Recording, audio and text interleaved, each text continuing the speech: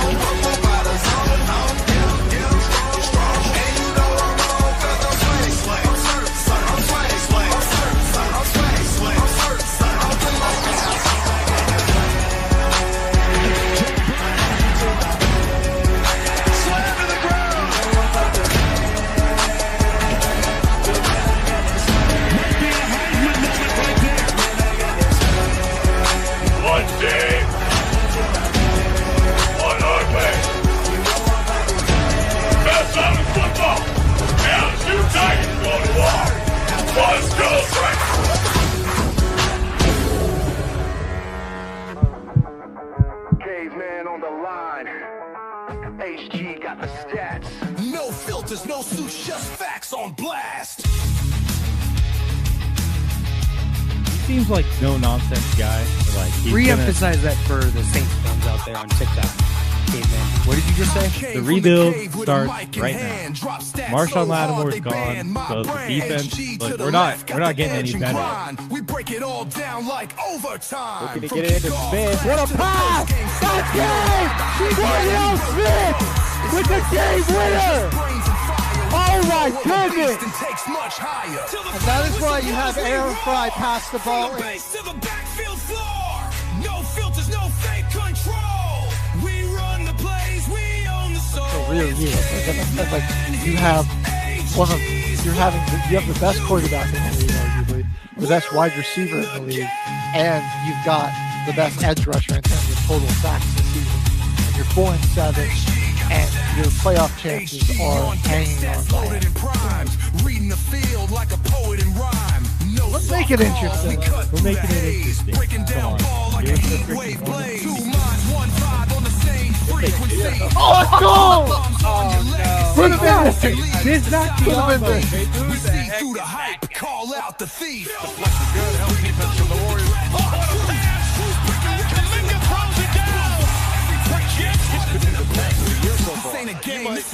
Watch every game the rest of the season in the NBA. So don't you go stand there. You're never going to see that. You're such a hater.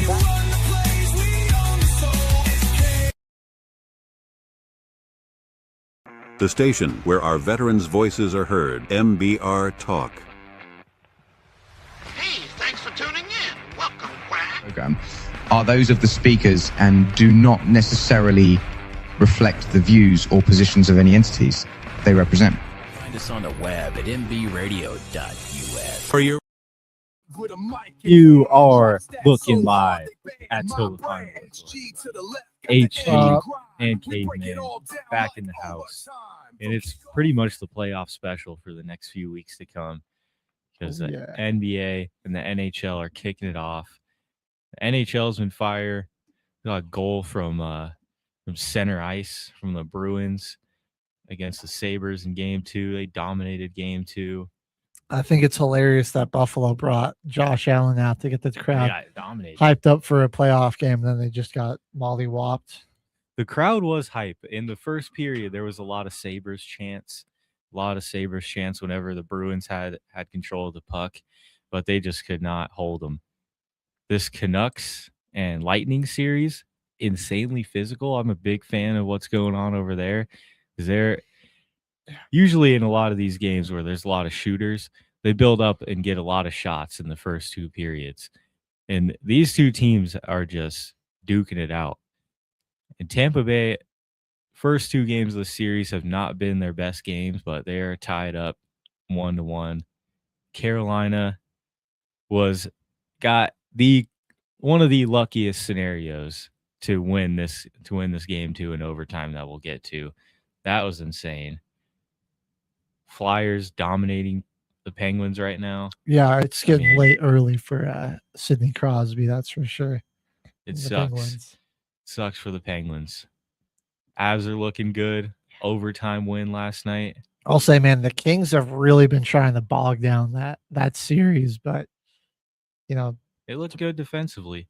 That's why the Avalanche were the president's won the President's Trophy, because they can. Yeah, they're a great offense, but when they need to, they can also just play that slow pace game for you. Dallas and Minnesota been a real physical one as well. Yeah, that series is going just about the way I thought it was. I can't believe the Wild, man. That was a big dominating win, round one or game one for them. Yeah, but Dallas got back at them the following night. Vegas and Utah, man, been a pretty fire series so far as well. Really offensive. I expected it to be a little similar to like the Lightning and the Canucks series, but this one has been a lot of technical shooting, a lot of good offense where they really slow it down, get set up, and they get their shot on goal that they like. And Utah in game 2 got their first ever Stanley Cup playoffs win, tying up the series. And that game was really good. They had to come back for a majority of the first period. Vegas had control in game 2 until Utah's first power play. They were able to tie it up 1-1. But those have been some good games. If you like offense, there's a whole lot of shooters in the West. So that's really what you're looking for. Definitely. Where should we start, though? Because there was some crazy performances in game 2 and some upsets even in game 1 that we saw in the NBA playoffs. Also, freaking Nuggets choked a dang 20-point lead. That's one thing. We'll start with the one series that's only had one game actually go on so far. And that's Edmonton and Anaheim here. Let's do it. Edmonton and the Kings, man, finally not squaring off in the playoffs. And I wonder if Edmonton would rather have LA or this young up and coming Anaheim team that played them pretty competitively, man. The Oilers got up to a 2-0 lead at the end of the first period, and then Anaheim had an explosion in the second period, scoring 3 goals. But then Oilers rallied and went on a 2-0 run in the third to close it out and win this game. But yeah, this was an exciting game here. A lot of shots on goal for the Oilers, like we were saying, just a lot of shooters in general here. Kapanen, man, was just hammering the net, man. He got 7 shots and 2 of the goals for the Oilers. So really liked what I saw out of him. And I think that was where Anaheim didn't do a whole lot to help out their goalie. I think when the Oilers were pressuring their defensive zone, he was having to make a lot, like they weren't getting a lot of sticks in the way or deflections. There was a lot. They're getting quite a few good straight line shots. on their goalie.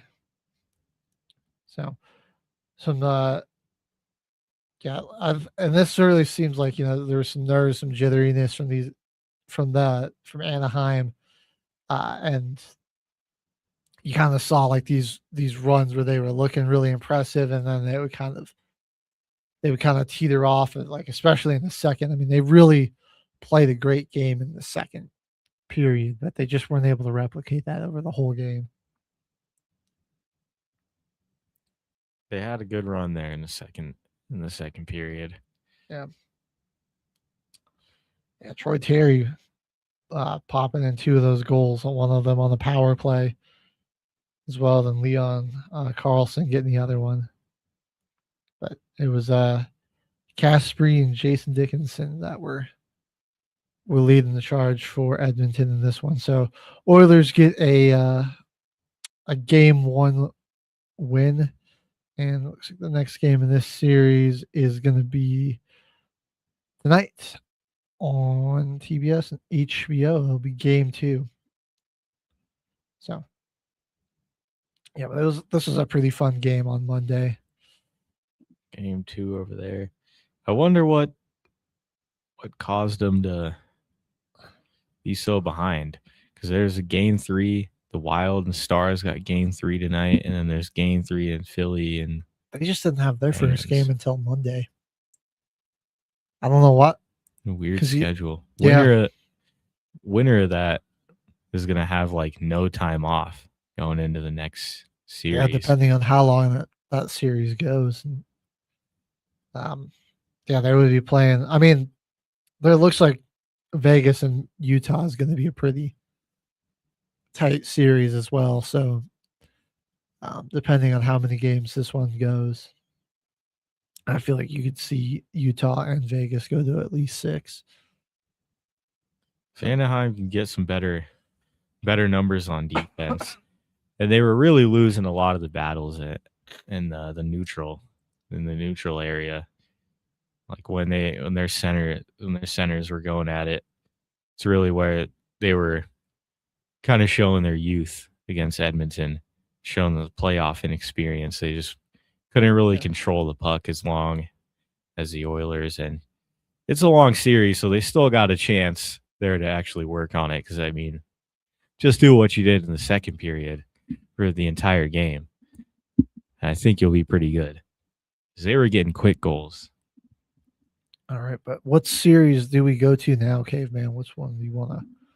Let's just go through the West real quick. Right. Let's go to Vegas and Utah. Been a better series than I expected. Yeah. So game 1 was favor Vegas, the Golden Knights. Took over 4-2-1. Yeah. Yeah, like I said, Utah they were controlling this game for a good chunk of the first 2 periods. Really, I mean, they were up 1-0 with pretty early. I mean, they scored with like 19:49 to go in the first period, so it was like really quick score. And then yeah, they had to put in another goal around 5:07 left in the second, and Colton Sisson finally got the Knights on the board there. But they the Mammoth kind of just fell apart in the third. Vegas made it a really physical game. Did 51 hits, 31 in this game. Once they set the tempo in the third period, it really became a different game for Utah. They didn't really allow that in game 2, which it made it a lot closer. But Nick Dowd sealing it with the game winner. And that was just on a penalty shot to extend it to a 2-goal lead. And Vegas came into the second game with a lot of that momentum riding. They had so much control over the puck on Utah's side of the ice and in the neutral area for good first 4 or 5 minutes of the first period. They scored their first goal of the game, and Utah finally got into their first power play opportunity. And this is after like 5 minutes of 6 straight shots on your goalie in like 2-on-1 situations. They just constantly were on a break. They looked really good to open up this game. Yeah. The Utah goalie, I'm going to probably butcher his name, but Karel Vejmelka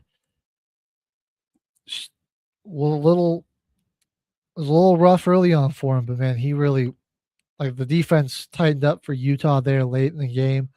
And then Vegas still got a couple of good shots on the goal, but he made a couple of fantastic saves and really clipped the momentum of the Golden Knights. And I think this was huge for Utah to get to steal one on the road here.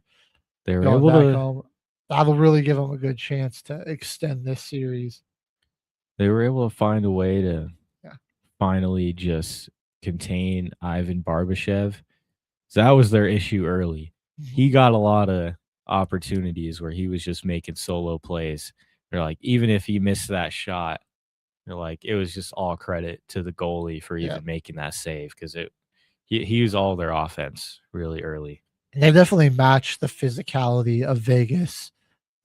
They kind of, like, once Vegas got physical with them in game one, that things sort of fell apart. But in this one, 39 hits versus 33, and you saw with that increased physicality, there were more penalty minutes and there were more power play opportunities for both teams. And Vegas was still the only one that ended up scoring on the power play, but they were, I think, like, Utah was just much more up to the task of matching Vegas's physicality, and sort of, like, because they were getting run, like, you're not getting run over and then, like, letting them get out and run and the free ice and skate. So that was good on them. Dead even on their face-off percentage. Like, it was just much more evenly matched here. And the blocked shots, man, like, really some fantastic defensive efforts by both teams. But yeah, the goalies were pretty good in this one. And it was that second goal from Utah was actually an own goal.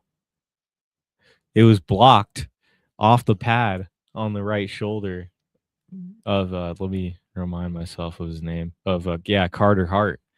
He blocked it off the shoulder, stick side with the pad, and Anderson literally kicked it into the goal on the defensive end. Rasmus Anderson just hit right off of his skate, and it was an own goal. Huh. Yeah, that was I remember that was kind of goofy. But, like, sometimes you just got to get lucky in the playoffs too. There's enough. They had to play similar to it. Literally the same thing happened to them earlier in the regular season, then they lost the game because of it. That was like it was an overtime own goal that just bounced right off his skate. And he was trying to kick it too. He wanted to just get it out of the goalie crease, because Carter Hayes he just was completely laid out at that point. He was already, like, completely out of the play. Well, if anyone else had gotten a piece of that, it probably would have been a goal anyways. But his attempt to get rid of it and just get it out, it backfired on him. And ultimately ended up being the difference in this one too, because a 1-goal victory for the Mammoth. So far, some sweet games there.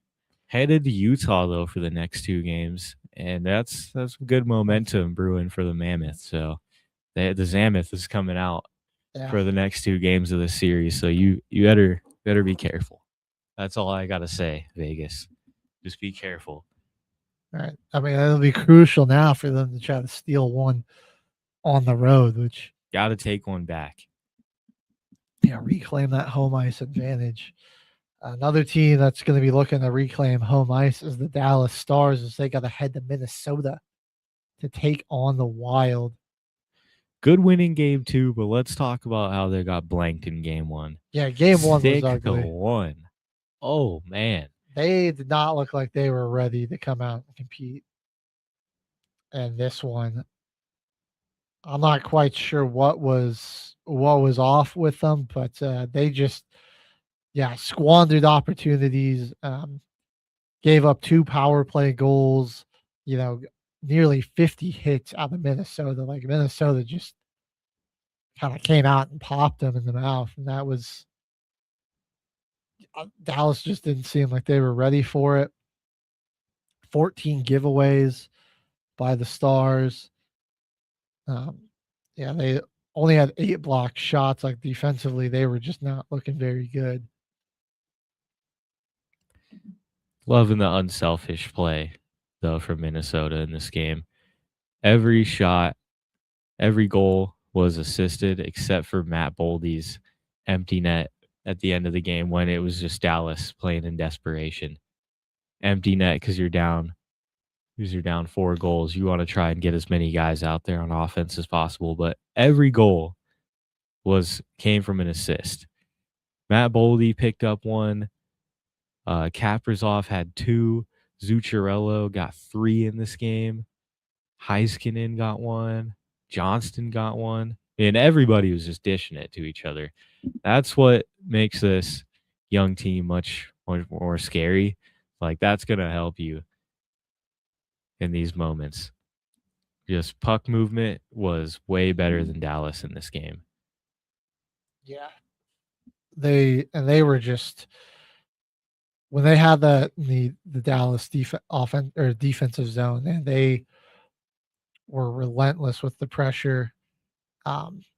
Like you said, the puck movement was great, and they just did a great job of opening up, like, shooting lanes. Dallas it just seemed like couldn't keep up with them in this game. So, I mean, it was huge for them to come in and kind of dominate the way they did in game 1 and steal home ice advantage. But game 2, a little bit different story in Dallas. Not a team that's going to go down quietly. Can't sleep on them too much. Much better game from their goalie, Ottinger. 28 saves in this one. And, they were a little bit Dallas was a little bit better with the physicality. And this one, they kind of got their That's just back. Minnesota's identity. Yeah. They're always going to have more hits than you. They're always going to have more penalty minutes. You might get more power play opportunities, which does hurt them. But if they can just keep pressure on you like that, then dude, they wear you out. And that's the thing, is like, if you're going to beat Minnesota, trying to beat them in those power play opportunities is huge. And in this game, 5 power play opportunities for Dallas and 2 goals off of that. So they got 40% percentage right there. That's pretty good. Yeah, that was crucial. Those are the ones you need, like, for, and a lot better from Dallas defensively. First, with more blocked shots, so they were, and like less straight on shots on their goalie, so they were getting more deflections and getting in those shooting lanes a little bit better. And then the giveaways that they forced from Minnesota, just they had 5 of their own takeaways, but Minnesota had a lot more giveaways in this one, and it just gave them less opportunities offensively. Man, I just got like a rivalry brewing with this Dallas team, though, because why has it got to be so many old? Why do we got to have 2 of their best players be guys from the Avs? They got Duchesne and they got freaking Rantanen. Yeah, they literally. I don't even want to watch them play the Avs. It's just going to be a bunch of Avs players out on the ice. Yeah, it is. And then if they do what they were doing with the Kings series, they had what's his name? Something Collins, Eric Collins. He was on the 2022 championship team. He was like, oh yeah, he was down there giving the color commentary for the hockey games. So I mean, it would just be a former Avs. They're just poaching. Avs reunion party. They're just taking all our guys over there. That's why it's like it'll be a big reunion for everybody. But I don't even want to see that rematch. Yeah. Way better puck movement though from them. They were able to actually match the passing of Minnesota because Quinn Hughes got active in this one, had 2 assists. Eriksson, new name from game 1, also picked up 2 assists in this game. Kaprizov had 3. And Minnesota is just going to smack you in the mouth. And once they get the ball on your side of the ice, they're dishing it around until they have the most open shot. They play really sound for being this young of a team.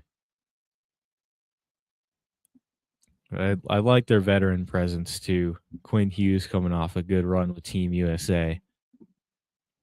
He was a beast in the Olympics. So he was, yeah, and he's a great defenseman here for him.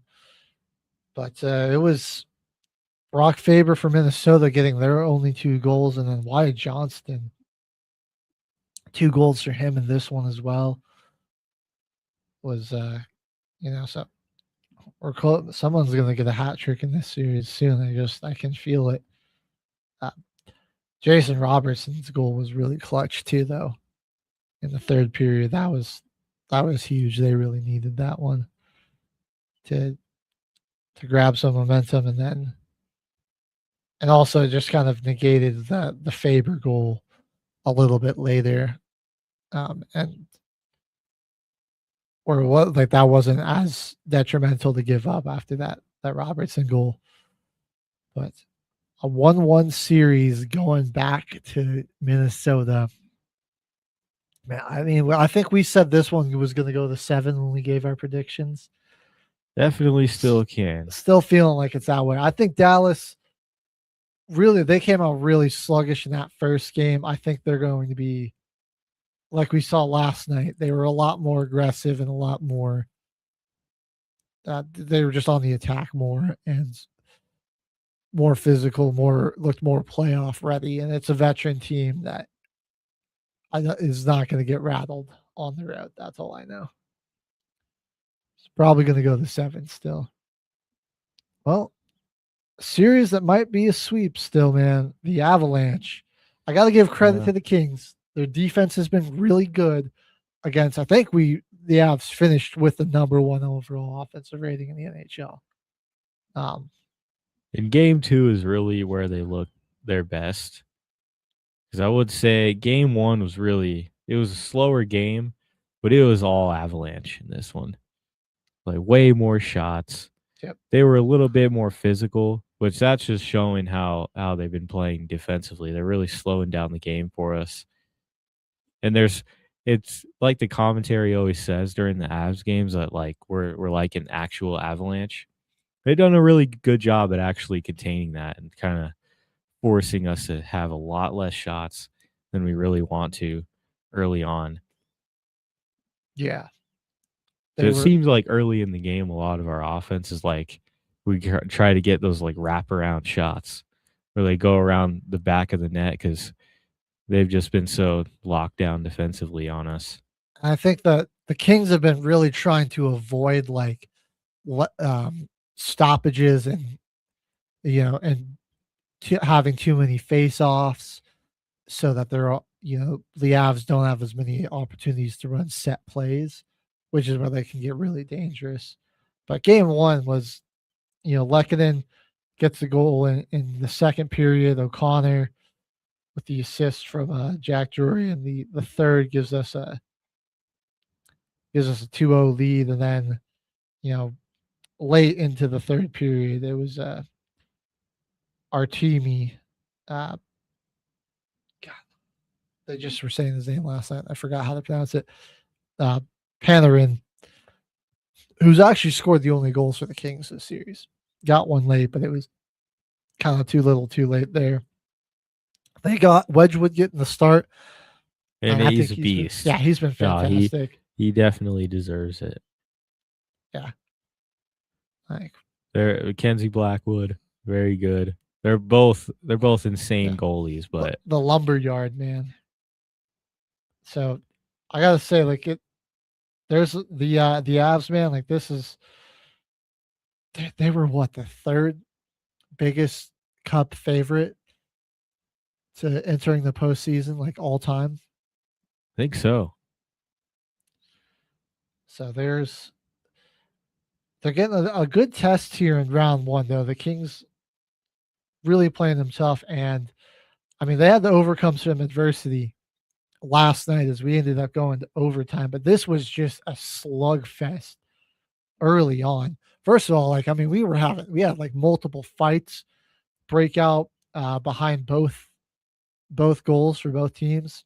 I mean, it wasn't just like one or two guys; like it was just full on duel, man. We had guys like in headlocks on the ice, taking shots, and like they're just. Oh yeah, once it actually got close to the goal is when the game got super physical. A massive humanity just hitting each other. But the Avalanche saw themselves facing a lot of power play opportunities, and that was where the one goal they gave up did come from. But I mean, a 1-to-5 ratio on power play opportunities, you'll take that. That's been something they've been so good at all year. It's just like killing those power plays and burning it. It's because they have a great ability to just get some speed down the ice and get the puck out of their side. But that goal did come pretty late into the third. And then what the Kings didn't want to happened where the Avs kept getting face-off opportunities in their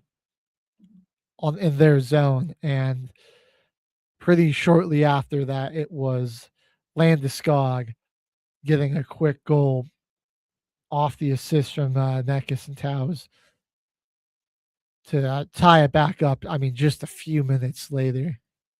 Yeah, that's only 4 minutes left in the third period, pretty much. Or no, there's even less at the time that it happened then. Yeah.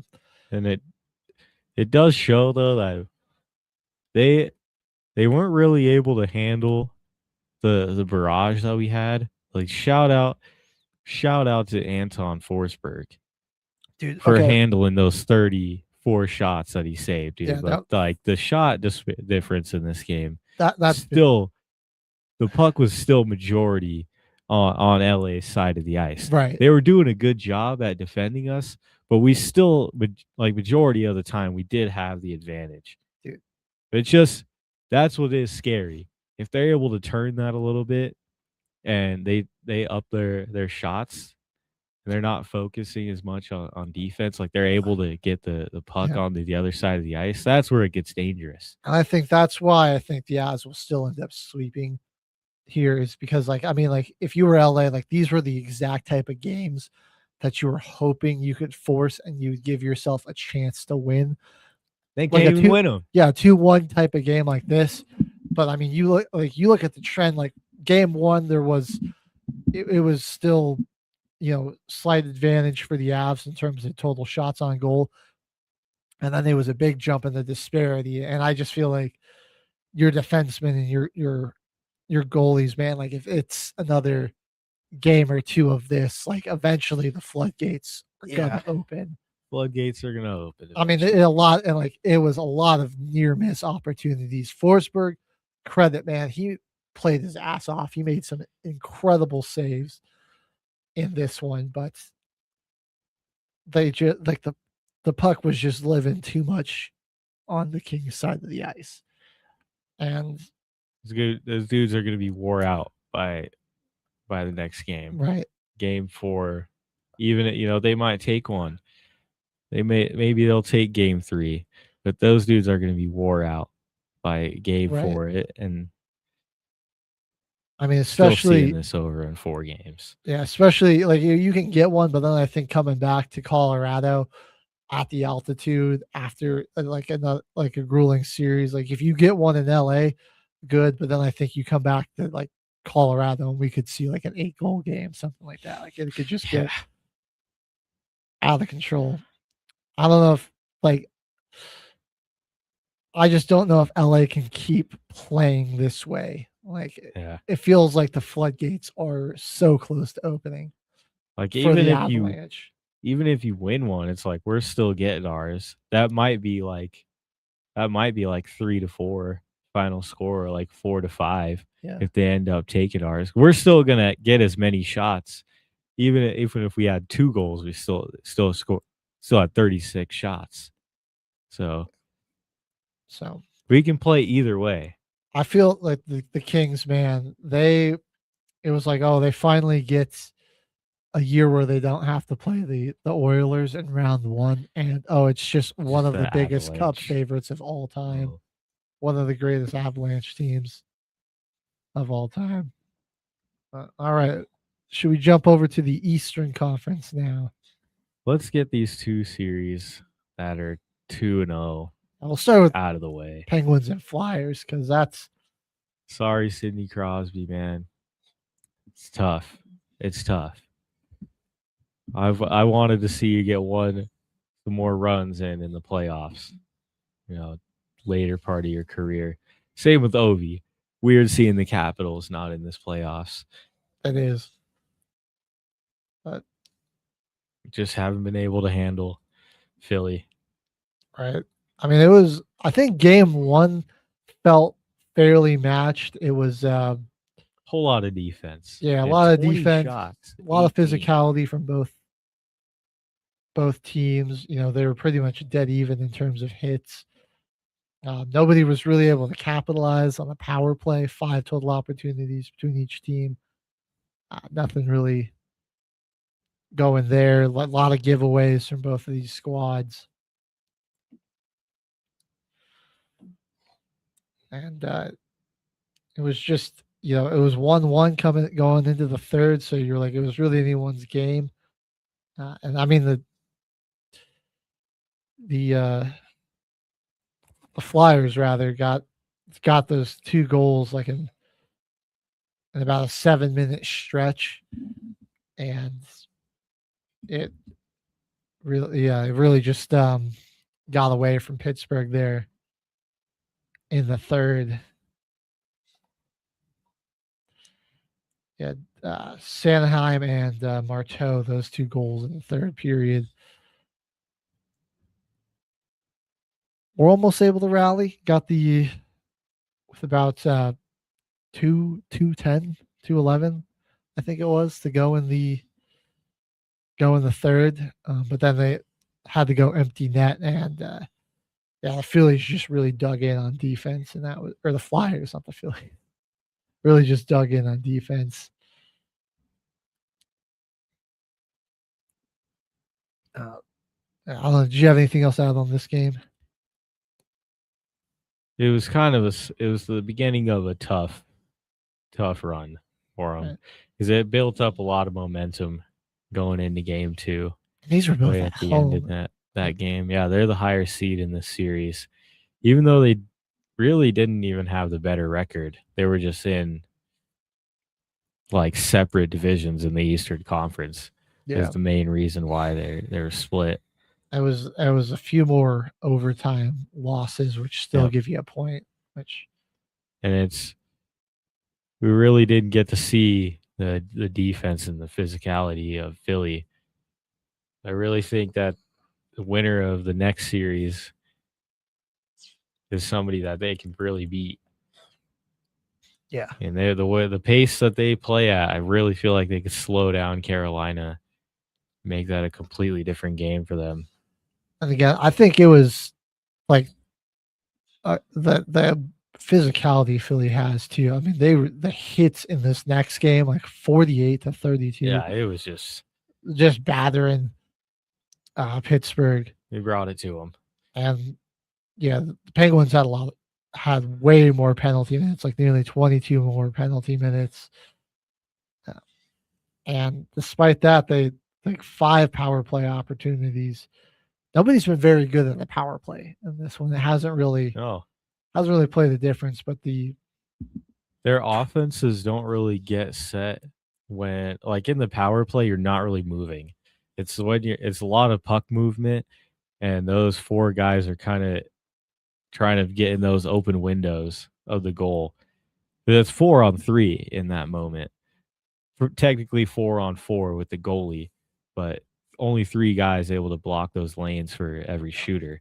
So it's kind of like just passing it around the perimeter against the zone in basketball. You're trying to look for that open 3. You just got to keep moving the ball, keep moving the puck.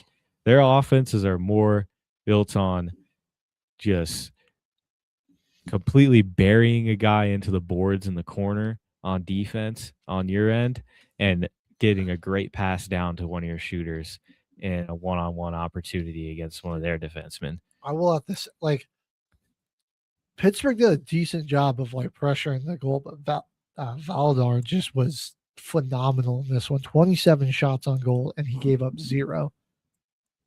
I mean, like, Pittsburgh, you got more shots on goal, but it was, I mean, he was playing out of his mind. And then the defenseman for the Flyers too, like 23 blocked shots in total. It was, it was just a really good effort. I mean, it was just exceptional defense, and like recovery defense where they just were able to just shut down any momentum that the offense had coming at them. So I don't feel optimistic for the Penguins. It's like I said, they're getting desperate. I mean, Dan Vladar, though, Flyers goalie, he's building up a report to go into this next series because Carolina's red hot right now. We got to get into this. And the game 2 is really the game that I want to talk about because that moment at the end, it completely stopped the overtime. Either way, Carolina would have won, but it was just the weirdest call I've ever seen in hockey. One of the weirdest calls I've ever seen. You're talking about the this was the game with that offsides that took away the first goal that they thought they scored. Yeah, but it wasn't called off. It was called offsides, so the goal didn't count. But there was a penalty on Ottawa for a push in the back. So they got a penalty shot. So they took the goal away, but then it was just a penalty attempt for Carolina, and that ends the game in overtime. So Ottawa really screwed themselves into having a chance at getting the puck back and trying to tie the game back up. I remember I was trying to flip back between this game and whichever one of the NBA games was on at the time. I think it was the end of the Hawks game, and I was just like so confused. I was like, what is going on here? And well, I guess before we get more into that, a brief summation of game 1 was Carolina punched Ottawa in the mouth. 57 hits. They had 11 blocked shots, 5 power play opportunities. They won 2-0. Frederick Anderson had 22 saves. Taylor Hall, Logan Stenkov, both with a goal in this one and an assist. So they just complete control of this one. But Ottawa responded nicely to send this one into game 2. But like you said, they kind of screwed themselves out of getting a chance to win. There was still time left in overtime. And when you're watching it back in the broadcast, none of the commentary and, they have a rules analysis that comes in, like Gene Steratore. He was coming in and breaking down the call, and they weren't even looking at the penalty on Ottawa. They were more looking at whether or not that right wing for Carolina had control of the puck before both of his feet had crossed the blue line. That's all anyone was looking at. And by the time you get down to them scoring the goal is where you see the penalty. So they ended up, that review it's similar to the NBA where you can add calls in on reviewed plays like that. So they took away the goal for the offsides and also called a penalty on the Senators, causing a penalty shot for the Hurricanes. Just bizarre. One of the most bizarre sequences I've ever seen in hockey. And it comes in the playoffs too. In an overtime game. Oh man, who was it that's I'm trying to remember who was it that scored the first one that got overturned? Hang on. What was his name? Because it was Martin Nooks. He took the penalty shot, missed it, but then ended up getting the second goal in second overtime to end up winning it. And It was another guy named Jordan. I'm pretty sure. I think it might have been the same guy who had his goal taken away and then he got it back. Or it might have been Jordan Stahl that. It was Jordan Stahl that had that was the one that was taken away. Martinook would have been the guy who assisted him. So they were still reviewing Martinook on that play because he would have been the guy who got the assist. They called offsides on Martinook. That's right. Okay. Yeah, I'm trying to what's going on with this series while like the Knicks are blowing this lead. It was a chaotic, crazy night. Yeah, like 20 to 30 minutes there. I was like, oh my goodness. It's already crazy enough. It's like we got Jordan passing it to Jordan. It's offsides. Another penalty happens. Goal is taken away. In a double overtime game too. How are you gonna let a call like that happen? I think Ottawa blew a lot of opportunities in this though. I mean, you gave up 49 shots on goal. Like that's not doing your goalie any favor, especially when you have so many face-off wins and you get 3 power play opportunities and you don't score on any of them. And the one power play you have, give up a goal on. And yeah, they will match physicality a little bit better. They had more hits than this one, but I just think like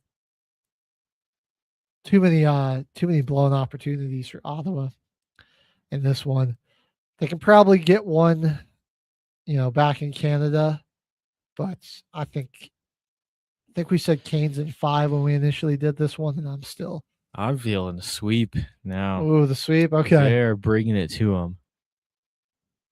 Carolina's really, really putting it on them. All right. Well, another Canadian team playing a Southern United States team, Montreal versus Tampa Bay. Been a good series so far as well. Right there. This one has been really physical. Really liking this series so far. It's what Montreal has been really trying to set the pace, set the tone. Because Tampa Bay is similar to Carolina, where they do want to take a lot of shots, but also on the other end, they really want to be physical with you. Montreal's defense has done a good job at really making this look. It's like 2 of the worst playoff games we've seen from Tampa Bay in a while. And they won game 2. Not been their best performances, which is going to be tough for Montreal because they let Tampa Bay get one. And they kind of want to control the home ice here. The goalie for Tampa Bay really struggled. Audrey Valavisky, not a great save percentage. Canadians only took 19 shots on goal and they scored 4 goals. I don't think like in this game, like when the puck was in their zone, like Tampa Bay did all too great job of defending or getting like deflections or blocked shots. And the puck movement, they weren't able to really cut off. Like, so it was just a lot of like really good, and like pretty open, like shots on the goal right there. So like we really sloppy out of them in this first one. Big they got thing, absolutely killed in the face-off. big Gave up thing we've been talking about. 3 power play goals. It was all the one guy, Slavkovsky. Yeah, he had the hat trick, man. Three goals, all in power play. Key thing to have in the NHL playoffs. Somebody that is going to be really accurate on the power play. And I mean, honestly, despite how poorly I felt like Tampa played in this one for a lot of it, they did manage to take it to OT. But yeah, it's still close. You'd keep eyes on Slavkovsky because he was just killing you all game. But yeah, all of them in the power play, where all of his goals came from. But then you get, sorry, I lost my train of thought. Going on to game 2, kind of a similar story where I don't think Tampa played all too great for a lot of this one, but we get another overtime goal. The first 2 periods were kind of rough. Montreal's making this a real slugfest. Yeah, it was 1-1. Hagel and Lane Hudson each with a goal after the first. You have Josh Anderson picking up his second goal of the series. And then for a while, it was really slow going. 2-1 deficit in the third period. Nikita Kirkov gets the goal with around 8.5 minutes left. And then Tampa Bay did a good job of just, killing time and getting that game into overtime, where they were eventually able to win it. But again, first 2 periods were a little rough out of them, but they definitely looked a lot better, or looking more like the team we saw in the regular season in the third and fourth. Dobes, I mean, despite giving up 3 goals, man, he had 31 saves. I thought he was still fairly good. Valenvitsky was a lot better in this one as well. Series is shifting back to Montreal. It's been really physical. I think the Canadiens have brought more of the physicality. They've been capitalizing on their opportunities a little bit better. Tampa Bay didn't get just destroyed in the face-offs. In fact, they actually had 3 more wins in this one, and a little more defensive pressure. But man, the Canadiens have had some really good defense. 25 blocked shots was. Yep, it's helping them out because it gets Kucherov going. 1 goal in this one, but he had 5 shots. With the series going on the road, you want your shooters feeling it. And Jake Gensel and Kucherov were able to really get some shots for Montreal or for Tampa Bay. Now that you're going to Montreal, you want your shooters going. Get your offense going. I gotta say, that was a pretty JJ Moser's goal in overtime. That was really good. That was crazy. I mean, it was like a crazy assist by Anthony Cirelli, and then I mean, he was just lightning quick with the reaction and tucked it back into the net. Really great shot there. This is going to be an interesting one, man. It's been Lightning aren't looking like they're on top of the world right now. So we're going to see how this one goes, but super competitive series there. And then this one, another super competitive series as we wrap up our NHL coverage. We've got the Buffalo Sabres and the Boston Bruins. Game 1, really close matchup here. 4 third period goals from the Sabres in this game. They're making them work for it. Boston plays a real good brand of hockey in the beginning of these games so far. They're really bringing it to them. Game 1, they didn't have too many shots, and it's actually kind of crazy how Buffalo even had to come back in this game. Just looking how they had 18 more shots, almost 20 more hits, Right. a lot less penalty minutes and power play opportunities. Like, it didn't feel like they would be down 3-0 with not too much time left. I think it was 2-0. Then they went they scored 4. Boston scored 1 more as we're close to when time expired, but they were able to hold off. Yeah, I like Buffalo in this series. I feel like has been their best in the third period, which I mean that's how you want to play. And this was just an explosion from them in the fourth quarter, where that was when I think it was pretty evenly matched, but Boston was just squeaking out and converting on more opportunities in the first 2 periods, and then that's when holy crap, Buffalo really started to open it up. So it was 4 in a row. So Elias Lindholm opens it up. First minute of the third period. Nice passes from Passmark and Morgan Geekie set him up. And then Tage Thompson gets back-to-back goals within 3 minutes of each other. Then Matthias Samuelsson. And then Alex Tuck in the empty net later on. And that barely broke the tie with 3 minutes left in the game. No, that's got to be a minute. No, 3:24. 3:24 left. So you finally break the tie with 3:24. Yeah. That's insane.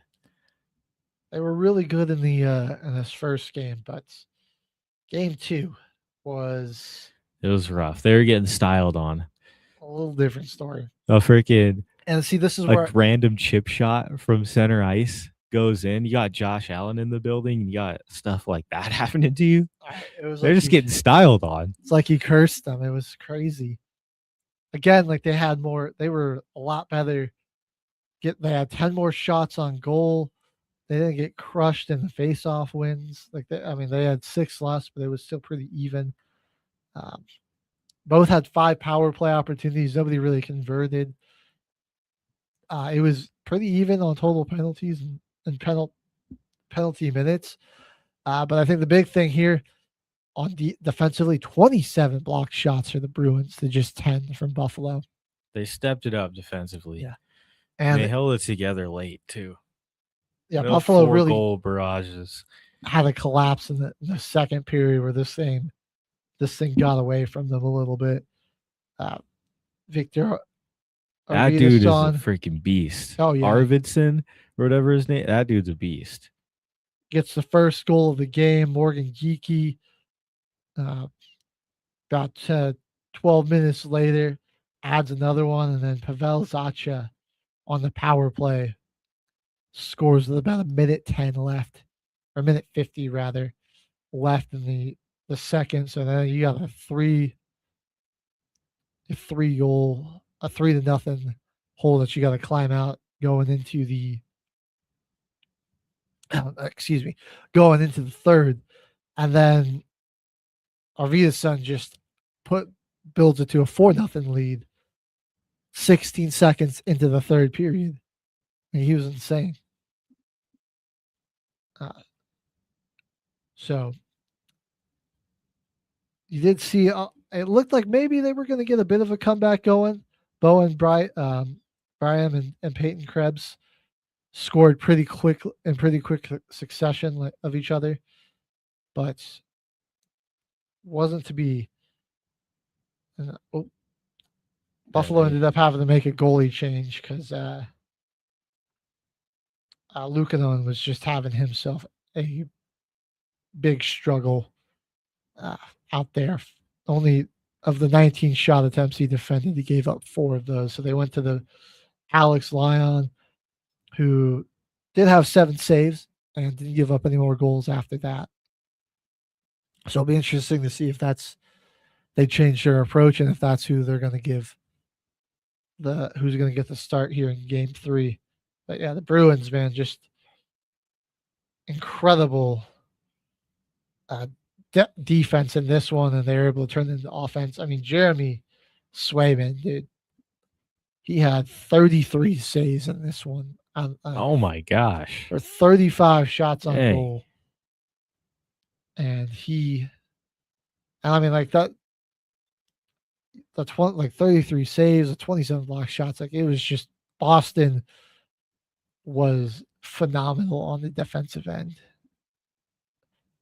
And now that, like, we saw them get going and have a bit of an, these spurts of offensive explosion, they're going to be on their home ice. Buffalo better be careful. Things could get dangerous here, man. It's a very experienced Bruins team, man. And like guys like Charlie McAvoy haven't even really gotten going for him too. So just imagine, like, he starts to get he starts to get more active out there. It could get real dangerous for Buffalo. They got to be more consistent. They're playing well in the third, but like, they're getting, like, in this game, they just got into too deep of a hole to climb out of. So they gotta try to prevent that and try to score some goals in the other two periods if you can. They can't be third period. They can't be relying on all 6 of their goals turning it up then in the third period. So yeah, you're not going to score 4 goals in the third period every time. Like, that's just not happening. Well, that's going to do it for our round 1 NHL coverage. Let's take a quick music break. I was going to say, go on a quick break, come back, and we're going to go, probably going to be NBA until we hit the top of the hour. Got one clip from us from some college softball coming in. A pretty nice rundown double play. So just showing a pretty sick. Pretty sick on the line. HG got the stats. No filters, no future facts on blast. Well, stay with us. You're watching till the final whistle against the Military Broadcast Radio.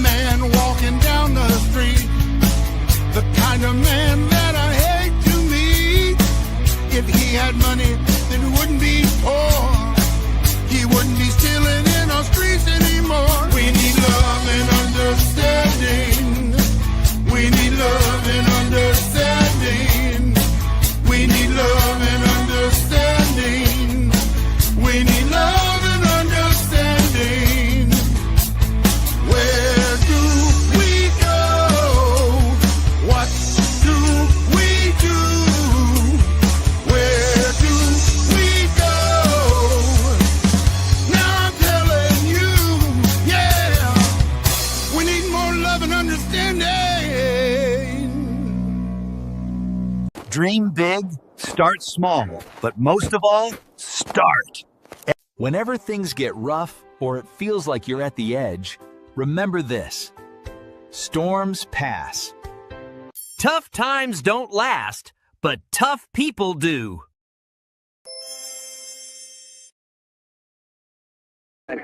All right, HG got the stats. No filters, no blue shut facts on we're blast. back in the house. Let's take a look at this double play here, coming from Indiana softball. It's a nice rundown double play here. Perfect execution. This is also the first extra innings in this game.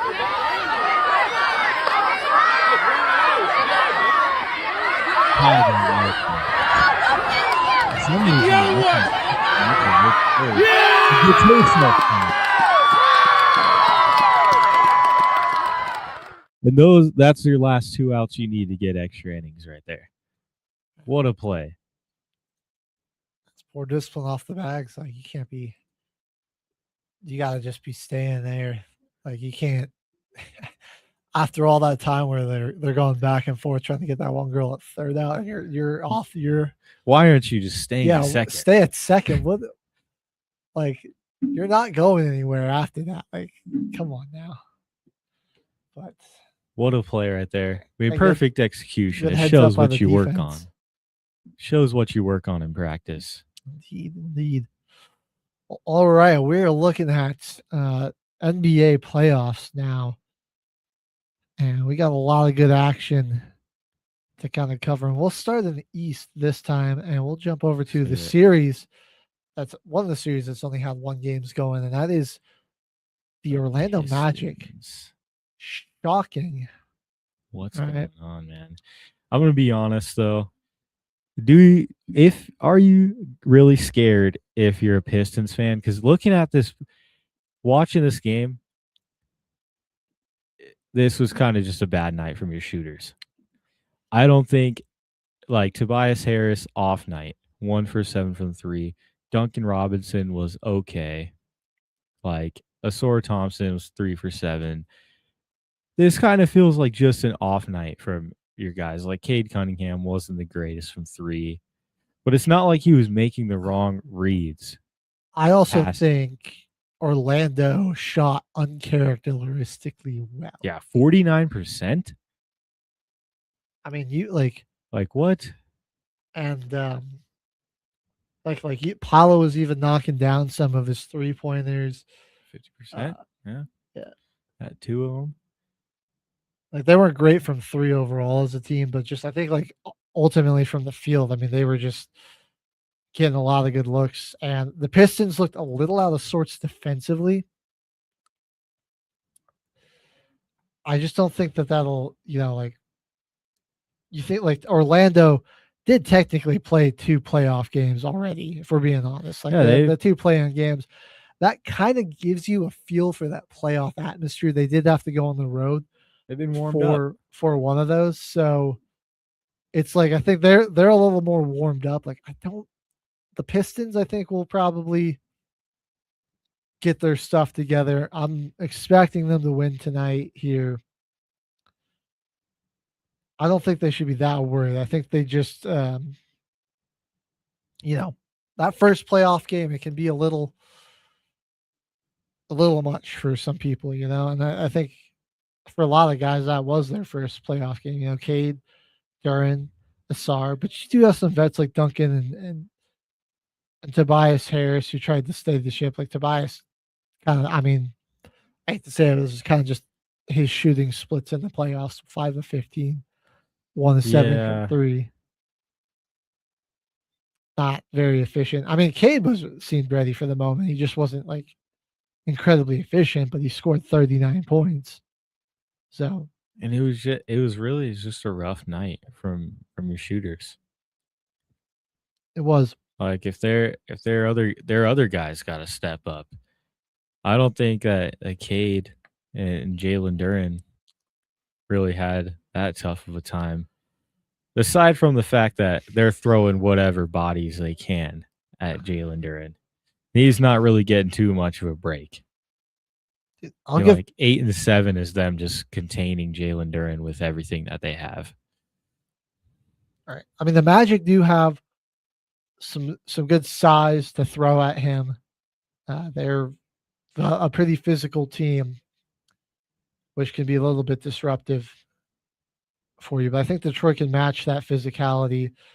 They just didn't do a great job of doing that and disrupting their offense. But like I don't know. There's like I think I see like one of the two things happening here where it's like either somehow the Magic have just finally hit their full potential and are going to start playing really well, which sucks for Detroit, or the Pistons are going to go on to win like 4 in a row because they're not going to be able to replicate this type of offensive efficiency that they had. I mean, it was they I mean, like I'll kind of dismiss their 29% from 3 because they are the team that's super great at shooting the 3, but like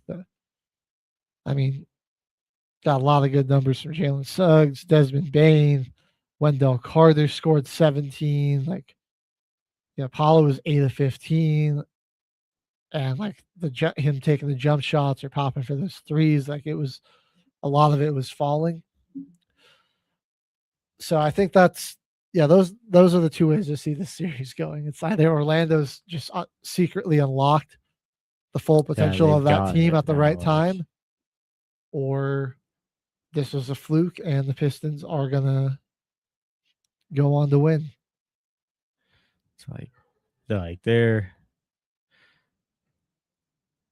not too deep either, Orlando. So it's really, if they got it figured out with that lineup, that's going to be a crazy run. All right. Now the team that will be awaiting the winner of that series in round 2 looks like it'll be Cleveland. Probably the Cleveland Cavaliers, which kind of sucks. Yeah. But man, we were talking about James Harden. He's been performing. He has. He's been performing. I mean, Cleveland's a veteran team, man. Like these guys are all business. Donovan Mitchell's just a stone cold killer in the playoffs. And then you've got a Raptors team that's missing their starting point guard, Emmanuel Quickly, which I think he might be able to make a difference out there, but it's a lot of youth. I mean, like Brandon Ingram, I think is the only guy that might have like some playoff experience, and it's like how long ago was that? Hurdle really didn't get going. No. It's just kind of showing that they do need some more help inside. Right. Like, this was a 13-point loss, but it was, Cleveland was blowing them out for a good chunk of the third quarter, and even into the fourth. And then it sort of it flipped as they took the foot off the gas and were letting some of their bench guys. They let deeper into the rotation. Yeah. I mean, the Cavs were phenomenal from 3, man. 50% from there. I mean, that's just tough to beat when the team shoots like that. Mitchell, Harden, Strus all hit 4. I mean, you're getting great bench minutes from a guy like Strus. Dude, he gave you 24 points in 24 minutes. That's just, that is just crazy. He's a really underrated 6 man. And then the starting lineup, I think Mobley, he's been playing some pretty fantastic defense on Scotty. Like Scotty only had 21 on like a they're making it tough efficient for him. 6 of 14. They're eliminating a lot of his shots. Yeah, kept them off the rebounds. boards. Yeah, that's what it really was. Scotty Barnes only had 1 rebound. That makes a huge difference. That's what has you winning the rebound battle 33-27. Yeah. And that's like a lot of Raptors offense is like Scotty getting the board and seeing what they can do with some pace on the break. Like, well, let's get all these guys going downhill and let's see what happens. Because I mean, RJ Barrett can get up there. You got Jamal Shed. A lot of really insanely athletic guys on this team. You're like, I want Toronto to be freaking good with this lineup and like their roster. Like they're pretty cool. Dude, Harden was doing exactly what the Cavs needed from him too. 22 points, 10 assists. in this one. I mean, he was making all the right plays, dude. Mobley and Allen look dangerous with him there in the lineup, dude. I mean, all the lob opportunities they got and all the. He generates like 4 people off of just one pick and roll. Yeah, I mean, he was crazy. Then they were getting. I mean, first it was like Mobley and Allen were just killing them with lobs and drives to the paint, and so that sucked the Raptors' defense in. And then that's when it started getting away. In the third is all the kickouts to 3, and then they were just knocking them down at such a high clip. That lead really grew. Yeah, and then Mitchell 32, 3 and 4, just as usual. Great scoring self. And he doesn't have to do it. He doesn't have to do it all. It felt like it was last year. Where it felt like he damn near had to get a triple double every game just for them to win. It's different now. I'll say this one, I think the Raptors as a team played better. They got a lot more production out of their bench. Like the Cavs bench really was quiet in this one. Strus, was only 6 points in this one, so he wasn't popping off. But, Mobley, Harden, and Mitchell, they just didn't have an answer for. Mobley 25, 8 and 2, Harden 28, 5 and 4, Mitchell 37 and 5. So they were just their big three kind of took over in this game. Even a blocked shot for Mobley. Again, his defense was really good. Scotty did score 26 in this one, so he was getting a little bit better, getting a little bit more to his spot. But then sometimes he gets switched on to Jared Allen. Yeah. And he's able to just kind of run by him. That was where I think the Raptors were finding some good opportunities with Scott. He was trying to get him switched on to Allen. Or Dean Wade, too. He can really overpower Dean Wade in the post. Yeah. So, again, I think the Raptors, man, they just can't keep up with the Cavs from 3. I mean, the Cavs weren't. Yeah, it's really hard. They weren't great from 3 in this game, which is why it was kind of closer. I mean, but they had a lot more. 7. They're like, yeah. What the heck?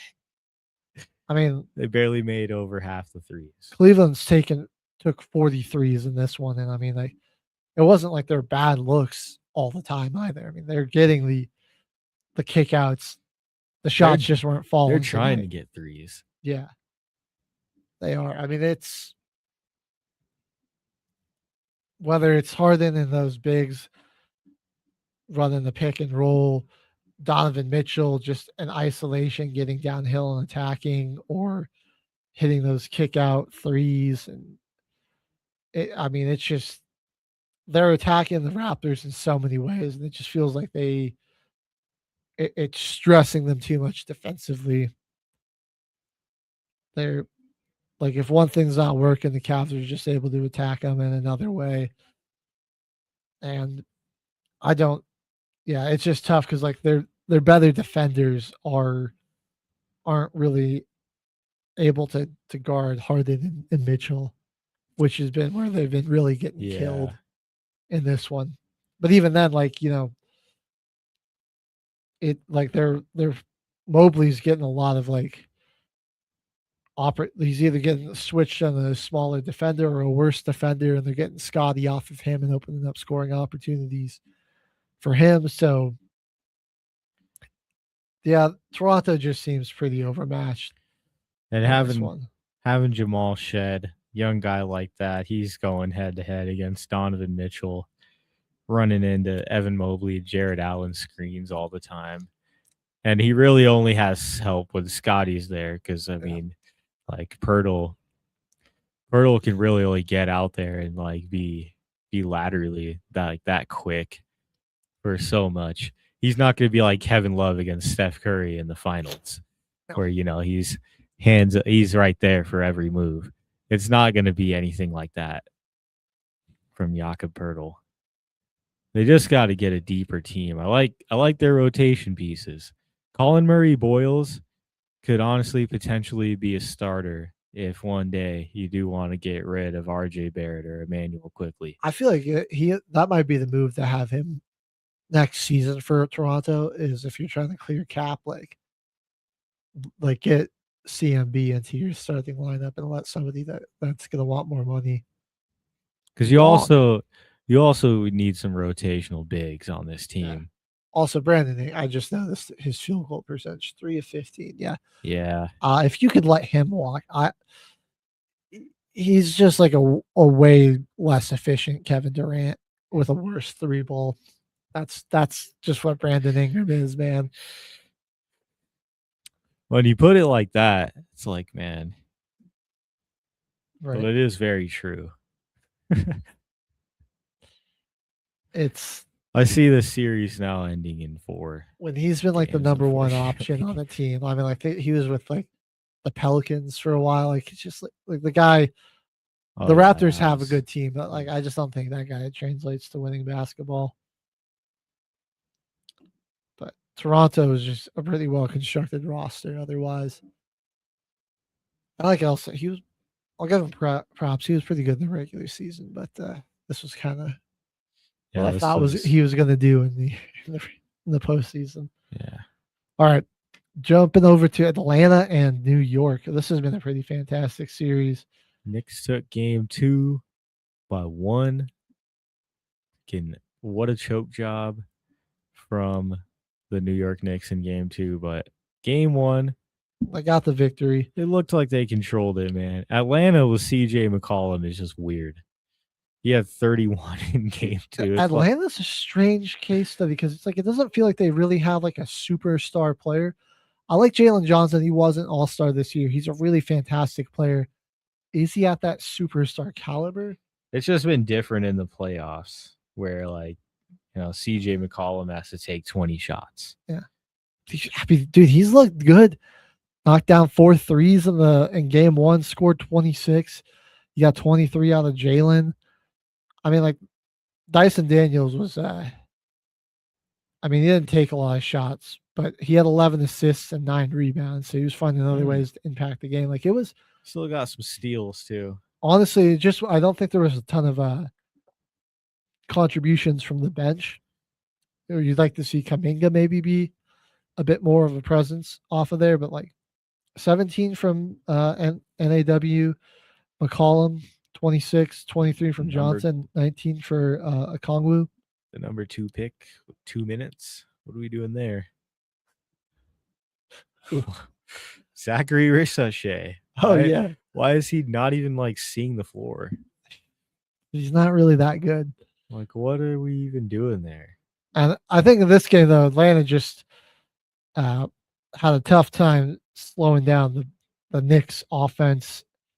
Cat got to the line a lot. 28 and 7, 5 and 7 from Brunson, 25, 8 and 4 from Cat. And a pretty big difference in this one. You got 11 for both Mikal Bridges and Hart. OG Anunoby was really good on Daniels. Like Daniels it was like a lot of Daniels or Nickeil Alexander-Walker, and he was kind of having his way with either of them. Scored like 18 points, 8 rebounds. And it looked like we were kind of going to be in for more of the same in game 2 here. But it was the Knicks had the lead got to what? I'm trying to remember what the largest lead was. Okay, it was 30. 14. Okay, no, yeah, 14. It's 14, but then, it looked like again they were firmly in control of this. Like Brunson's a great player and he makes some big clutch shots, but they like just overall like his shooting numbers in the past 2 games haven't been great. And 10 to 26 in this one, did have 29 points. He's kind of got to get to the line a lot.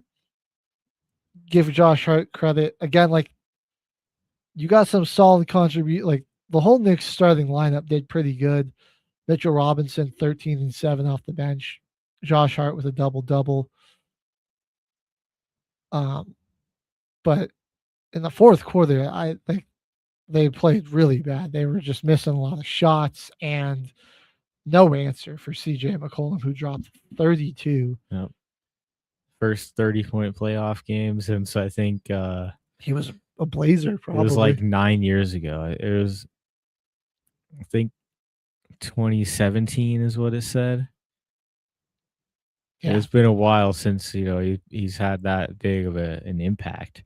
Dude, Kuminga, man, he was much more of an impact player off the bench. Scored 19 points, which ended up playing 35 minutes in this game. So he was getting a lot of extra time despite not starting in this one. Yeah, just he was really impactful. Couple of steals, blocked the shot as well. And just don't know what happened after that third quarter. Yeah, dude. For the Knicks. I'm not sure. They looked like they were going to be controlling it, but I think like this is where it becomes a problem. Like they just started hunting Brunson and getting McCollum was just attacking him, torturing him, dude. And then like the Knicks were kind of getting careless with the basketball. They had 14 turnovers in this one, but like 9 steals, 7 blocked shots. Like when Atlanta started to get out and run, and like there are some good defenders on this Knicks team. OG, Mikal Bridges, like Hart's a pretty solid defender, but those guys do much better in like set defense. And true. Like there's some incredible athletes with great length that when they get running, like Jalen Johnson, Kuminga even, it was just tough for the Knicks to stop that. And so this still doesn't even make any sense. They led for like the entire game until like till you're coming down the stretch, like 2 or 3 minutes in the fourth quarter. It was 66-80 in the third quarter. With 6 minutes left, and Cat just got a tip in right here, just checking the trends in this game, and it looks like they have no chance to win. It even got to the point at one point, it's like Atlanta had a 2.9% chance to win the game early in the fourth quarter. They just kept chipping. Like it was like a steady and gradual kind of comeback, and then it just like when it all just kind of like popped off in like the final 3 minutes, and they just jumped out in front, and then it started going back and forth. But yeah, it was definitely like a blink and you can kind of miss it type of comeback. It was I really didn't think the Hawks were going to, and every time I was going back to that game, I was like, man, they're still doesn't feel like they're back in this. And then all of a sudden, like, oh my God, they're going to win. They got a chance to win. I think the broadcast had some bad information too, where they said after McCollum missed those 2 free throws that they still had a timeout, but they didn't call it. They just brought the ball up the court, and Bridges with like 4.7, I believe. And Bridges ended up taking a contested jump shot that would have gotten the win. But yeah, I feel like the broadcast was giving us some bad information, because like, why would you not call a timeout in that situation? Yeah. Got the rebound off the missed. What did you want, an inbound play? Yeah. Did you want an inbound play to one of your shooters? It was only a 1-point game. Right. You don't need a 3. You got 4 seconds. So like, it's not like you've got enough time to bring the ball up the court. Like you got to go. You can call a timeout right there, and then you can literally have an inbound play, pass it up to somebody up top, and just let them get downhill at the basket from half court. Like I don't know. I think we got some bad information in that one. Celtics and Knicks, though. Dude. Or Celtics and 76ers is looking like a great series, though. First, Philly got absolute BTA in this one, but they shot atrociously. 35 of 90 from the field. 4 of 23 from 3, man. Yeah, they were a little rattled. Yeah. They didn't bring their best performance to start. It was just incredibly inefficient. VJ Edgecombe in his first start, he struggled. Tyrese Maxey wasn't great. I think Paul George was solid. I mean, 4 of 8, 17 points. He forced the issue a lot, got himself to the line. So the bench, though, nobody off the bench played all too well. At least setting the tempo. Yeah, and it was just like Brown was kind of getting whatever he wanted. He had 26 in this one. Tatum also 25, 11, and 7. I cannot believe how he's playing fresh off an Achilles injury. It was all Boston, 123 to 91. There wasn't much to talk about. Like, Boston just wholeheartedly outplayed them. They knocked down 16 threes, so quadruple the amount of threes that Philly had. But, dude, game 2, different story. Whole different story. Maxey took over. VJ Edgecombe was the leading scorer at 30. Right. He was fantastic in this one. Way more efficient. Philly, they can start hitting their threes. They can be dangerous because they've absolutely got the ability to do it. They got shooters. 49%. So a drastic jump. They hit 19 in this one, man. Yeah, another 19 points out of Paul George, 29 out of Maxey, 30 out of Edgecombe. Bond has been kind of I mean, he's been playing some solid defense. But honestly, I feel like Drummond's been a better option for him off the bench, and he had 10 points in this one, dude. I feel like Drummond should get the start over Bona. 10 and 8. I mean, you keep going to Drummond more, and like he's on the floor in clutch situations, in the more important situations. Like I think he's the starter. He could at least handle the 30 minutes a game, and you let Bona just develop a little bit more, because he's a younger guy, right? I mean, you need the veteran presence against a team like this that I feel like is pretty weak inside. I think Andre Drummond could easily have a nice comfortable day on Keita down low, and it's not like Jason Tatum's really like seems like he ever wants to be on the inside, you know what I mean? And he is their power forward. So it's kind of just one-on-one down there, and get Andre Drummond in the post. I gotta say, it just gives you more looks because they do want to shoot a lot of threes. Oubre did a better job of limiting Tatum in this one, man. And I think Bona and Drummond did also kind of help and take away those drives for Tatum, because his jump shots was a little off in this one. And he was 19, 14, and 9, so he almost had a triple-double.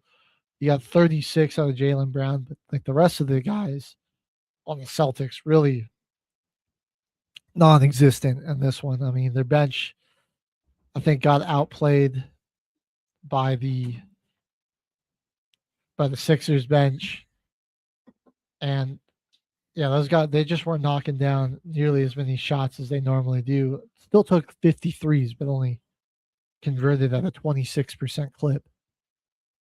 Not nearly as good as Philly was shooting. Right. I mean, their offense, when you don't have Embiid and Drummond's coming off your bench, there's going to be more shots outside. It's a really different look for Philly when you don't have Embiid on the floor. And even he's known to stretch it out. He's a shooter as well. So it's different seeing the 76ers offense not really flow through like that Maxey and Embiid and Edgecombe and Embiid pick and roll. It's a lot different. So they're finding ways, especially in game 2, they made it work, and those two guys went off. I think what's made, like, the Celtics have like some pretty good perimeter defenders and pretty good guys that defensive guards. I mean, Derek White's phenomenal, but Edgecombe and Maxey, their speed's just like on a different level, man. They're it's so much quicker. The second you get them a lane where they just got to get past like a big, I mean, even if it's a guy like Brown and Tatum that's got some good athleticism, and like Kata's incredibly athletic, but they've got an extra gear when it's like when it comes to driving to the basket, man. Like that's like, I mean, like Anthony Edwards is like really the only other guy I can think of that's got that type of speed when it comes to driving to the hoop. That like, and they both really have only need one move. Like VJ Edgecombe, I feel like is probably going to become one of the most scary players in the league here pretty soon because he really only needs one move to get by you. He's that big and strong that he could probably dunk on a lot of bigs in this league with the full head of steam. And he's shooting 6 for 10 from 3 already. So he's a threat from all 3 levels. A double-double in his first career playoff game, man. He was 30 points and snagged 10 boards. Yeah. He hit 6 threes in this one too. Like the catch and shoot, but also like their ability to just pull up off the dribble. Like you can set that high screen and roll, and they get a little space after their man gets screened, and like the way they can just stop and pop it's dangerous. So I mean, this series just got a whole lot more interesting if this is how the 76ers are going to shoot. It's a different game now. Yeah. Well, I'll take a quick music break before we hit the Western Conference over here. Yeah, we'll last 20 minutes or so of the show. Maybe we can give a shout out to Hakeem Butler. See who's going crazy. We got to get that guy in the league in the NFL. He's a big, strong dude. Stay with us. We're going to do a quick music break, then we'll get the Western Conference playoff. It's time for a vacation, and Fairway Travels is here to share great specials for you to choose from. Discover the charm and features of one of Sandal's 16 all-inclusive, luxury-included, adults-only resorts. Or a family-friendly beaches destination in the Caribbean. Or how about a couples resort in Jamaica? If cruising's your preference, get Thunderstroke aboard Carnival Cruise Lines or set sail on an award-winning Royal Caribbean ship. Join Virgin Voyages now for a wonderful adults-only sailing. It doesn't matter if you choose to travel by plane, train, automobile, cruise ship, or rowboat, we can help you reach your dream destination. Contact Fairway Travels today at 228-365-1012. That's 228-365-1012. Or email bookitnow247@gmail.com. Fairway Travels, where your journeys keep satisfying. All right, everyone. We are back. It is still the final whistle. And I think we're going to start with the Nuggets series in the Western Conference playoffs because that is probably going to take us the longest to get through here. Game 2, we get to that one. Nuggets kind of blew a bit of a lead. Kind of controlled by the officiating there, but that's kind of for me being a Homer fan. And also just not liking the fact that officiating, like, it really sways leads. Yeah. It's kind of freaking. I don't know, man. I feel like we lose a lot more when Tony Brothers is the. Thank you. Is the holy crap, dude? What's your beef with us, Tony? I don't like. I feel that he does not like Jokic. I don't think. It's crazy, man. Those two don't. He gets fired up. I get it, man. Yeah. But game 1, we'll start there because that was. We at least won. That was great. Yeah. Game 25, 13, and 11, triple-double for Jokic. Murray, 30 points. Wasn't great shooting from the field. He was 0 of 8 from 3, but his aggression got himself to the line a whole lot. 16 and 16 from the line there. Good 30 piece. Yeah. And 30 in back-to-back games. 17 from Gordon, 12 from Cam and CB. And then I think, we just did a really good job of limiting Anthony Edwards. Both of the starting lineups, saw everyone score double digits, 12 from DiVincenzo. Like, everyone's just really, it feels like we're getting the best out of everyone. Ayo DeSumo, 14 off the bench, 16 for McDaniels and Randall. Rudy Gobert had 17 and 10, man. So it's good for us that they don't have as much length. When they had Nickeil Alexander-Walker and they could run lineups with him, Jaden McDaniels, Naz Reid, And those big long guys that can really move, and those moments where you can just take Rudy Gobert off the floor for a little bit and let him rest up, and you still got athleticism down low to defend and rebound, and it's just length. It limits the perimeter. The Minnesota's a scary defensive team, but it's a different look now. Like after this last offseason, so they got to have Rudy out there a lot more. Naz Reid not getting as many minutes in this one because wasn't super efficient. He was kind of getting cooked a little bit. A lot of that. He got a lot of Jokic's 25. So we kept getting Randall on Jokic too. So like he was able to kind of back him down. And one thing I will say, they could have beat us in this game if they kept going to Randall, because he was finding it. They kind of give him the ball in like the high block extended, and they give him a lot of space over there. And he was kind of finding his spots on Christian Brown. Like I feel like they could have won this game if they let him get active more, have a little bit more of this. He wasn't as efficient as normal, but if he had a few more shots, he probably would have gotten into some rhythm. Well, lucky for us, they did take game 1, but man, game 2, I mean, like we blew it. I do want I can complain about the refs and everything, but like I mean, Nuggets blew it. We blew it. Jokic and Jamal Murray were terrible in the fourth quarter. They played really bad. Rudy Gobert only 2 points, but I think he played fantastic defense on Jokic in big time moments. A really inefficient night for an uncharacteristically inefficient night for Joker. 8 of 20. Did have 24, 15, and 8 still, but like it felt like he started passing up shots. Another 30 piece from Murray, 37 and 7. But they're just, I mean, it was some questionable decisions down there. We had a lead. I mean, we got all these like 4-point plays, but the Wolves, I mean, just kept battling back. Anthony Edwards, I mean, he just started really attacking. He was just really aggressive driving to the basket. And that's not really having a rim protector, not having Peyton Watson out there is just,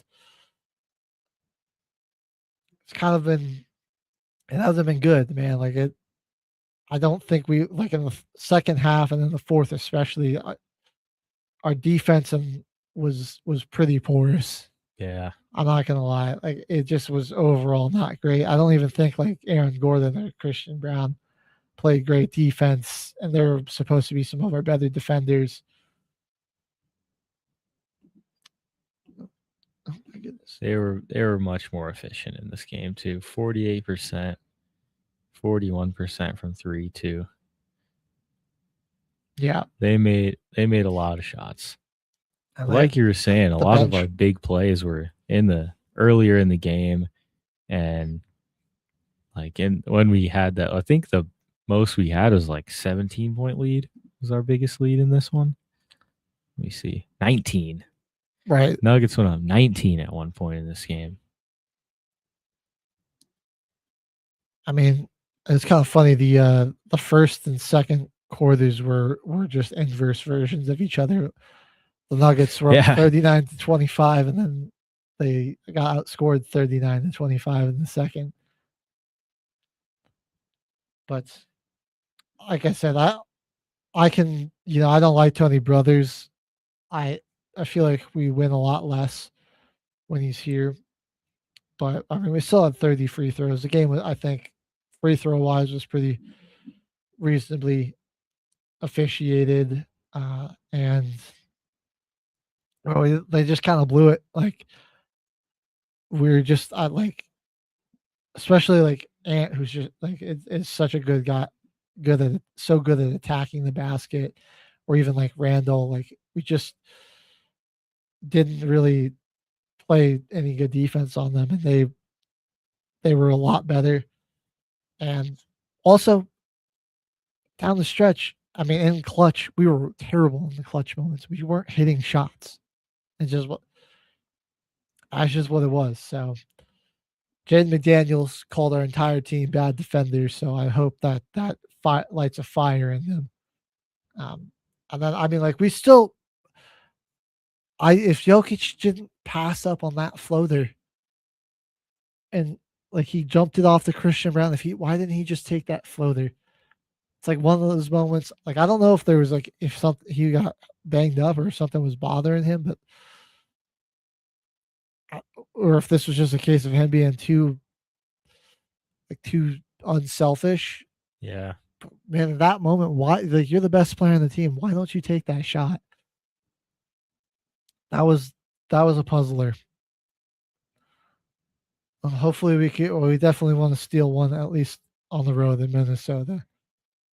We'll bounce back. I mean, I'm not ready to just sing the end of times because it's still a long series. It's a long series. I thought this one game that we could have won could go to 7. I'm not shocked that this happened. I'm sure we'll get back on them in Minnesota. Probably come back to Denver tied 2-2. That's just how this will probably play out. Going down 3-1. That's not what we want. We wouldn't like that. Can't lose the next two. All right. Well, Portland. Yeah, Portland took one last night. That was a pretty crazy game. Wemby got injured. Let's flash back to game 1 when he had 35 freaking points. I think that was his debut. That was the record for a Spurs player in their playoff debut, man. 35. He was 5 of 6 from 3. I mean, he did it with the crazy efficiency, 2 block shots as well, 13 to 21, scoring 35. I mean, he was just cooking everybody. Castle and De'Aaron Fox dropping 17 apiece.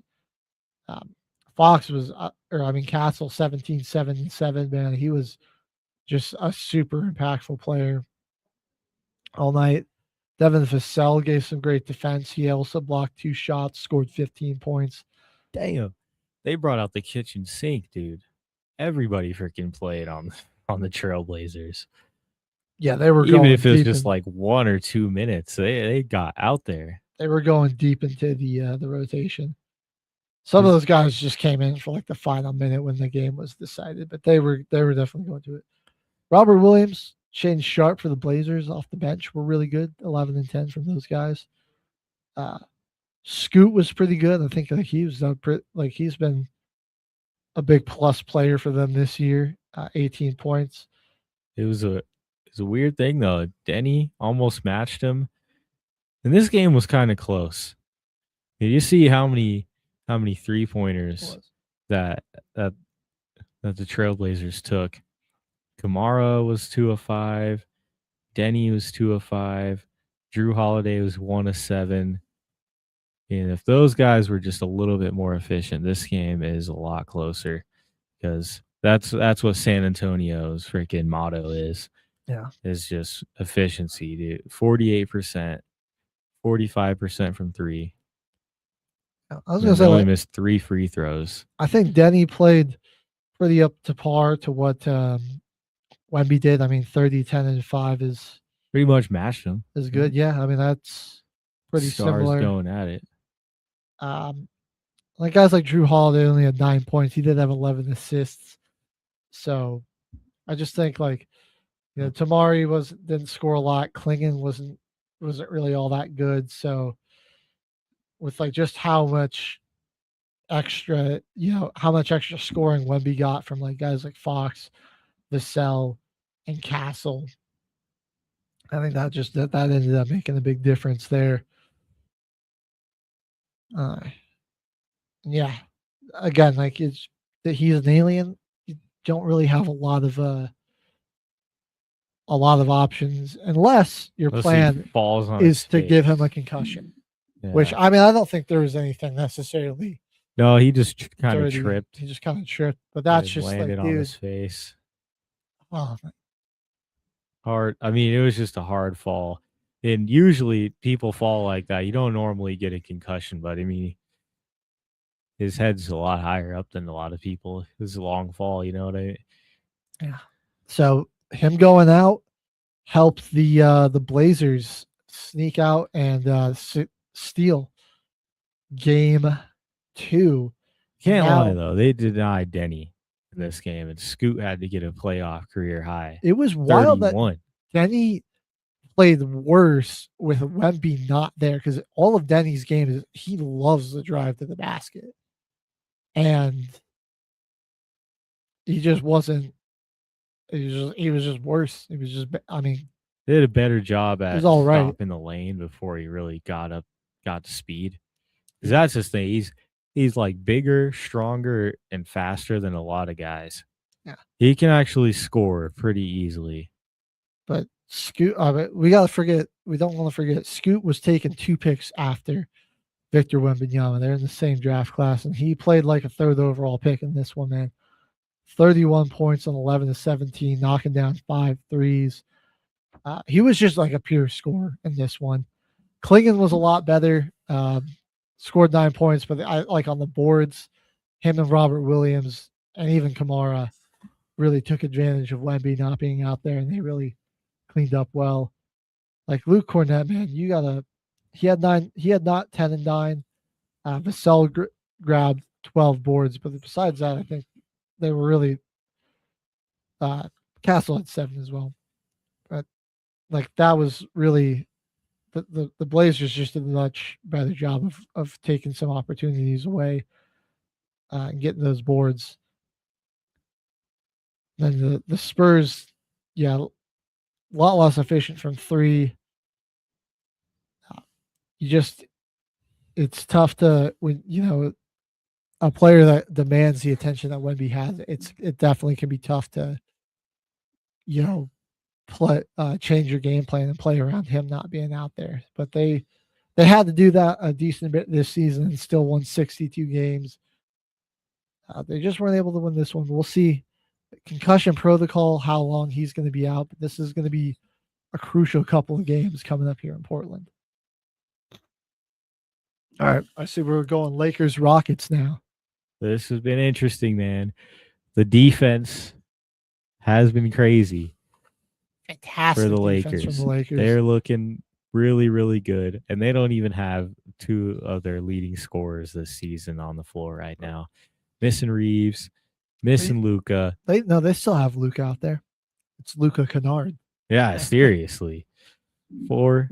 Yeah, how many threes did he make in this game in his 27 bomb? 5. He was 5 of 5 from 3, man. 5 threes. Dude, like Kennard was a beast. I cannot believe that the Atlanta Hawks thought that Gabe Vincent would be a better player for them than Luke Kennard. Yeah, no. I mean, Kennard's been like, you saw how little Gabe Vincent did for the Lakers. Like, what was the point? Kennard, dude, is been consistently one of the best 3-point shooters in the league for like years now. For years. He's just always been on bad teams. Yeah. He's on Detroit forever when they couldn't even make the playoffs. I mean, if you're LA, you got to be just ecstatic that these guys are stepping up and answering the call. Kennard 27, that was huge. DeAndre Ayton, he played well. He played really well game 1. 19 and he was efficient for the guy. 8 of 10. He wasn't missing bad shots. And he wasn't dropping the ball. He was playing defense right. Like he didn't have a bunch of stupid turnovers. Still had 3, but it's we'll take what we can get. They weren't like horrible turnovers. Sometimes the big man just gets ripped on the way up by like a smaller player. Yeah, just while they're trying to go up. That's gonna happen. The Lakers didn't take a ton of threes, but they got good looks and knocked down 53% of them. You got 15 out of Smart, 14 out of Hachimura. Old man LeBron, 19, 8, and 13, bro. They got him going playmaking, and it opened up his scoring a lot, where he was really only seeing one-on-one. 8 of those assists everybody else was hitting. Came in the first quarter, and so in like that too. That was like they were like 30 seconds. That one sequence, he got 8 assists. Yeah, dude, he was like dishing out so much in the first quarter, and then you said that opened up the scoring because a lot less help defense ended up coming to him. He was getting one guy. They were playing so good on defense. don't have to worry about no Kevin Durant. Like, and they were just kind of forcing shots too. Like, I think the Ahmed Rockets Thompson didn't take a lot of threes, but their shooting struggles rearing their ugly head, man. Reed Shepherd wasn't hitting. Jabari Smith 5-14. Miss a lot of threes. Going to go over the game too, where they get Kevin Durant back, and still the defense it kind of looked worse in the second half on KD was phenomenal, dude. Like Marcus Smart, Hachimura locked him up because he had 20 at halftime, and then he scored 3 points in the second half, and he got clamped. And the Rockets looked a whole lot worse after that happened. Again, it's just like they were a bit better in this one, 40% from the field, but again, the three ball just not really there. And nobody's like the defense of the Lakers just kind of shutting them down. And they get like the playmaking threat from LeBron, and then like the other Lakers knocking down their shots, like Smart hitting 5 threes and having 25 points. Kennard drops another 23. And LeBron, he scores 28. Had that emphatic dunk to kind of put an exclamation point on game 2 in this one. Got a reverse dunk at 40. Come on now. Right. So this game's going back to the series is going back to Houston with the Lakers feeling really good. I don't know, Luka, it still seems like probably not until May 1st would be when he comes back. I think that's what I saw in the most recent injury report. But let's see here. There's not really too much to cover in the Thunder game 1. It was kind of belt to the Suns. Right. I don't think there's too much to say there. That's probably going to be a sweep there. Just the Suns had a really good season. Yeah, I was really surprised to even see them in the play-in, and it looks like they actually still got something to build off of. But we'll see what there is to say about Devin Booker staying around there after. I mean, it's been a rough playoffs for him. But again, like not enough people to really lighten the load. He's seen a lot of double teams. I just also like the Suns role players are just like the Thunder's role players are just so much better. Yeah. So much more skilled than theirs are. So it's just like a lot of the load that Brooks, Booker, and Green have to shoulder. So that's going to probably be BTA series. We'll see if they can shock anybody tonight, but would count on it. All right, well, that's going to do it for another episode until the final whistle here on Military Broadcast Radio. Thanks for tuning in. We'll see you all next week. More playoffs recaps, and the NFL draft is this weekend. We've got grades to give out. We'll see you guys then. Let's go. Take care. Life is like a duck. Tough times don't last, but tough people do. Here at Military Broadcast Radio, we're teaming up with our friends at Die Tired, the veteran-friendly music band spreading strength, resilience, and mental health awareness one shirt at a time. And check this out. Their brand new shirts feature broadcast beaker right on the breast pocket. A reminder that you can weather the storm, and you're never alone. Shirts are only $25, and proceeds support giving veterans a voice. MBR's mission to teach veterans how to podcast and videocast. Because when our vets are talking, they're not overthinking. They're not second-guessing. Together, we stop the 22 stigma. Grab your shirt today at mbradio.us and hit the shop. Or go directly to toramerch.printavo.com/merch/dietiredband. That's toramerch.printavo.com/merch/dietiredband. Suit up. Stand strong. Remember, we're unduckable together. You're built tougher than the storm. Ladies and gentlemen, thank you for tuning in to Military Broadcast Radio. As we wrap up today's show, we want to remind you that the podcast of today's episode will be available right after we go off the air. So if you missed any part of the show or want to listen again, be sure to check it out. And remember, we're here to support and honor our veterans.